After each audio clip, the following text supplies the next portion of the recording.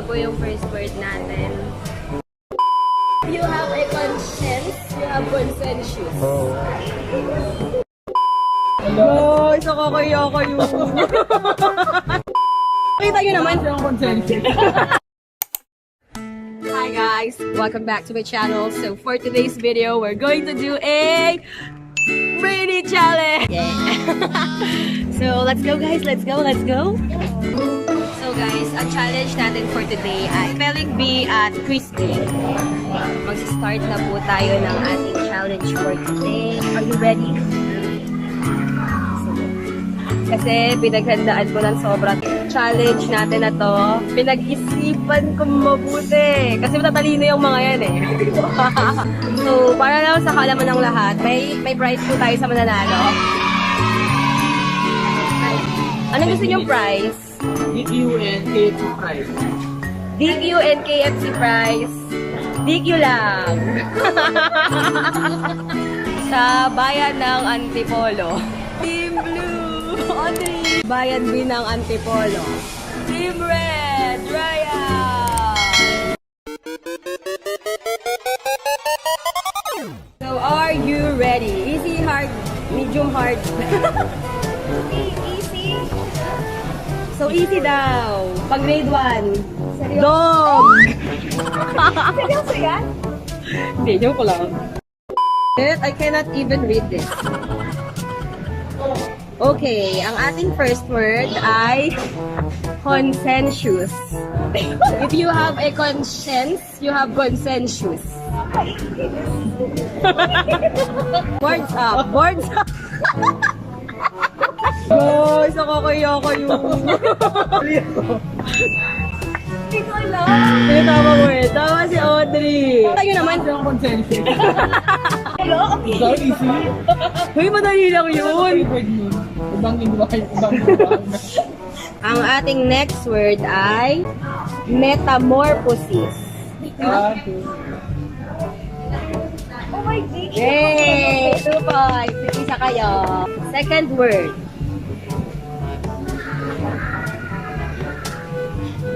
Receivables. Receivables. Ah, very good. Ang ating third word ay chrysanthemum. 4, 3, 2, 1. Show your answer. Isang S lang. Tama si Audrey. Ah. Shrewd. Shrewd. 2, 1. Raise your board.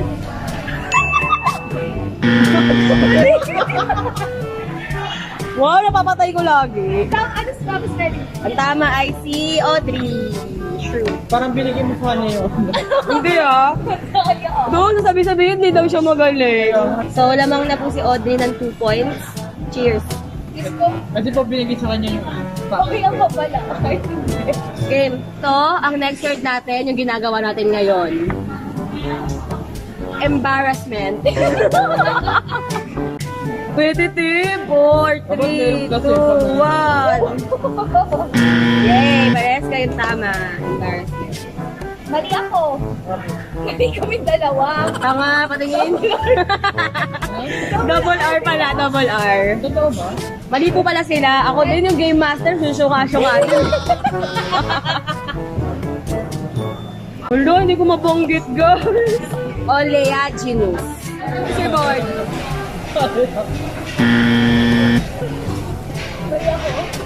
Mali kayo parehas. Walang, ganito.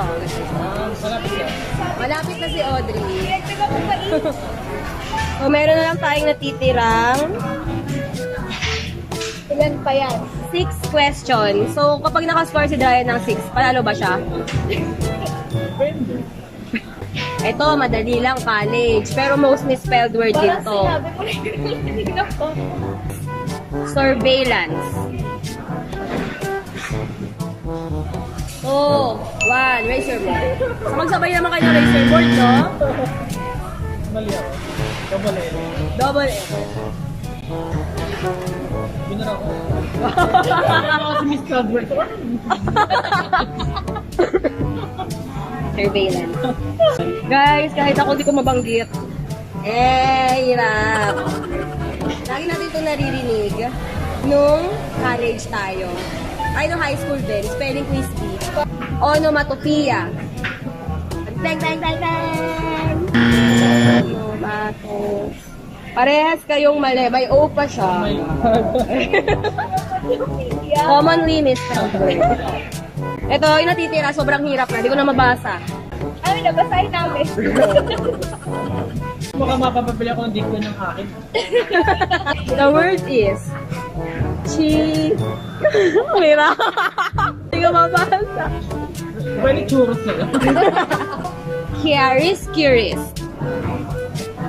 Pag yung mali ng pronunciation. Pwede ko paano ko na lang basahin. Pwede rin para namin yung spell. Chiaros Curious.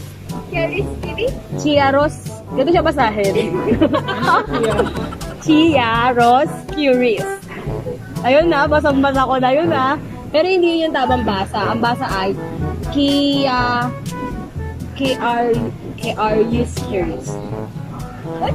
Tingin. Ang feeling nun? Wow! Tumama pa. Ganyan siya basahin. Churros. Diba?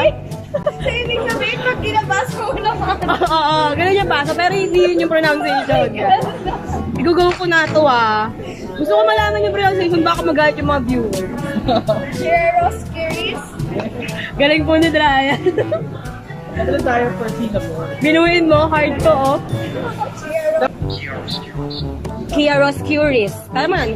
Ay no, Kia. Tama mo, hindi Chia.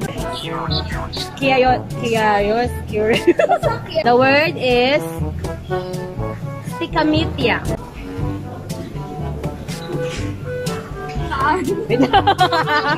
Ayun na. Ulit. Sticomitia. Istiko. Basa ko yun. Oh. Sticomitia. Istikomithia. Sticomitia. Raise your board. Okay, last two words. Napakahirap. Napakahirap naman. Antediluvian.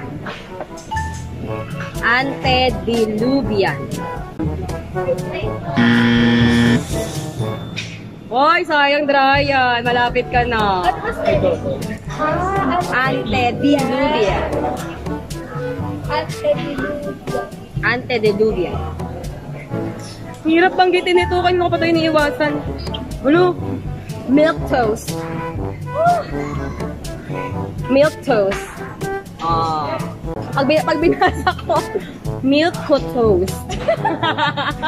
Milk toast. Pero ang basa talaga, milk toast. Raise your board.